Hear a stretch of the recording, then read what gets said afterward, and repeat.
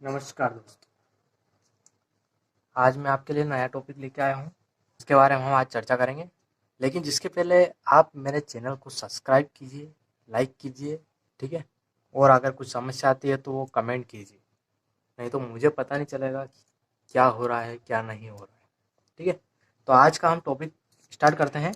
Topic का नाम है पारगम्यता। टॉपिक है पारगम्यता। तो इसके बारे में हम आज चर्चा करेंगे। पारगम्यता होती क्या है, डेफिनेशन बताएंगे, टाइप्स बताएंगे इसके, ठीक है। तो हम सबसे पहले इसकी परिभाषा यानी डेफिनेशन देख लेते हैं। डेफिनेशन मैं पहले टाइप कर देता हूँ, फिर समझाता हूँ, ठीक है।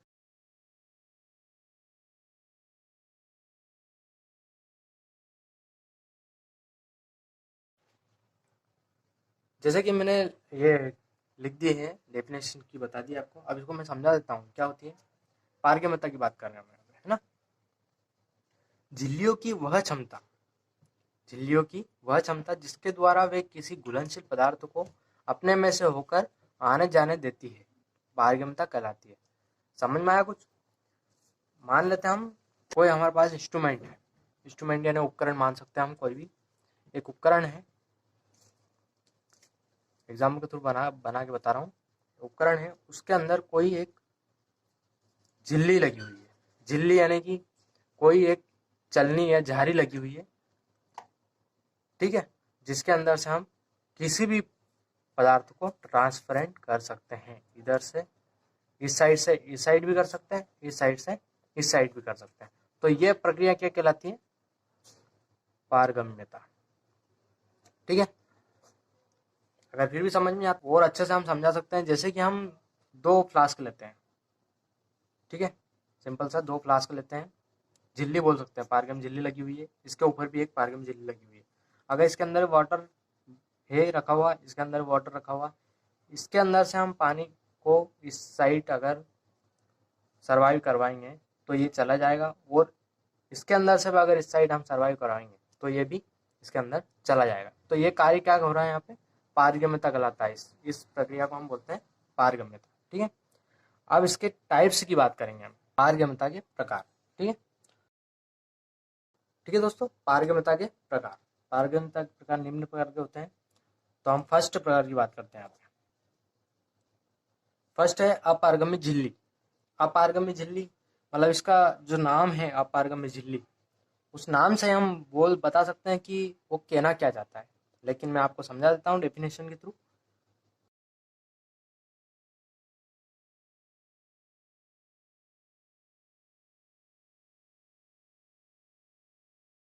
ठीक है दोस्तों, मैंने डेफिनेशन लिख दी इसकी अपारगम झिल्ली की। वह झिल्ली जो विलय या विलायक में से किसी के भी अणुओं को अपने में से होकर आने जाने नहीं देती है, उसे अपारगम्य झिल्ली कहते हैं। अब दो यहाँ पे नए वर्ड यूज किए मैंने, विलय और विलायक, ठीक है। तो इनको मैं डिफाइन कर देता हूँ। पहले इस अपारगम्य झिल्ली के बारे में देख लेता हूँ थोड़ा सा। अपारगम झिल्ली वह जिसके अंदर से विलय या विलायक किसी भी प्रकार के, दोनों प्रकार के अणु मतलब अणु पाए जाते हैं, किसी भी प्रकार के अणु को अपने में से आने जाने नहीं देती है, तो उसको बोलते हैं हम अपारगम झिल्ली, ठीक है। मतलब क्या इसका? सिंपल सा शॉर्ट सा वही एग्जांपल लेंगे हम वापस से, जो पारगम्यता में लिया हमने, यही सेम। ये बीच में झिल्ली लगी हुई है, इसका नाम दे देते हैं हम अपारगम झिल्ली, ठीक है दोस्तों। अपारगम झिल्ली।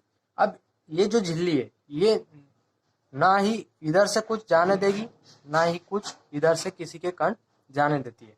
तो ये जो झिल्ली कहलाती है, रोक के रखने वाली, उसको बोलते हैं अपारगम झिल्ली। अब यहाँ पे दो वर्ड यूज किए हमने, विलय और विलायक। इन दोनों को मैं समझा देता हूँ। तो विलय क्या होता है और विलायक क्या होता है, ठीक है। दो चीजें हमारे पास क्या है, विलय और विलायक। विलय होता है वो कम मात्रा में पाया जाता है, और विलायक होता है वह अधिक मात्रा में पाया जाता है। एग्जाम्पल के थ्रू देख लेते हैं हम। पानी प्लस शक्कर, ठीक है। पानी प्लस शक्कर, तो जो पानी यहाँ पे ये विलायक है, और जो शक्कर है वो है विलय। मतलब जो घुलने वाला पदार्थ है वो विलेय है, जिसके अंदर घोलना है वो है विलायक। दोनों को मिला के बनता है विलयन। तो विलय और विलायक आप समझ आ गए। विलय और विलायक दो चीजें यहाँ पे यूज की है मैंने, दो वर्ड उनको मैंने समझा दिया, डिफाइन कर दिया है। ठीक है दोस्तों। टाइप सेकंड है पारगम्य झिल्ली। अब इसकी मैं डेफिनेशन बता देता हूँ पहले आपको, फिर समझा देता हूँ। ठीक है।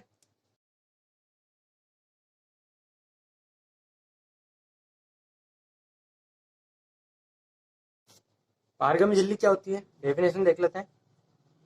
जो झिल्ली अपने में से होकर प्रत्येक पदार्थ को आने जाने देती है वे पारगम्य झिल्ली कहलाती है। प्रत्येक पदार्थ में कौन आ सकता है, विलय भी आ सकता है और विलायक भी आ सकता है। ठीक है, मतलब कि वाटर भी आ सकते हैं या फिर किसी ठोस पदार्थ के कण भी आ सकते हैं, जिनको वो आने जाने देती है, उसको क्या बोलते हैं हम, पारगम्य झिल्ली। सिंपल सा। ठीक है, वही का वही है यहाँ पे टॉपिक। ये पारगम्य झिल्ली है, ये इसको विलय को भी जाने देगी और विलायक को भी जाने देगी और आने भी देने का कार्य करती है नहीं। तो ये सेम पोजीशन है यहाँ पे किसकी, पारगम्यता की।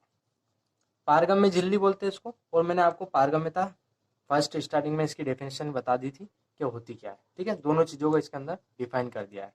अब थर्ड पॉइंट है इसका, लास्ट पॉइंट जो बचा है उसको बोलते हैं हम अर्धपारगम्य झिल्ली। जो थर्ड पॉइंट है वो उसका नाम है अर्धपारगम्य झिल्ली। अर्धपारगम्य झिल्ली, अर्ध यानी कि अर्ध से समझ में आ रहा है कुछ। हम देखते हैं इसका क्या होता है अर्धपारगम्य का मतलब, डेफिनेशन में बता देता हूँ पहले।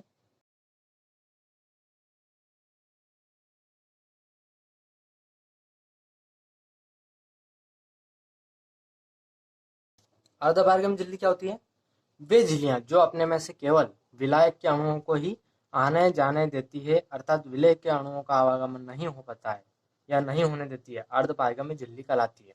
अभी मैंने बताया विलय और विलायक क्या होता है। विलय क्या होता है यहाँ पे, विलय यानी कि शक्कर हो सकती है, नमक हो सकता है, रेत हो सकती है, कुछ भी एटीसी। या विलायक में क्या ले सकते हैं हम, पानी,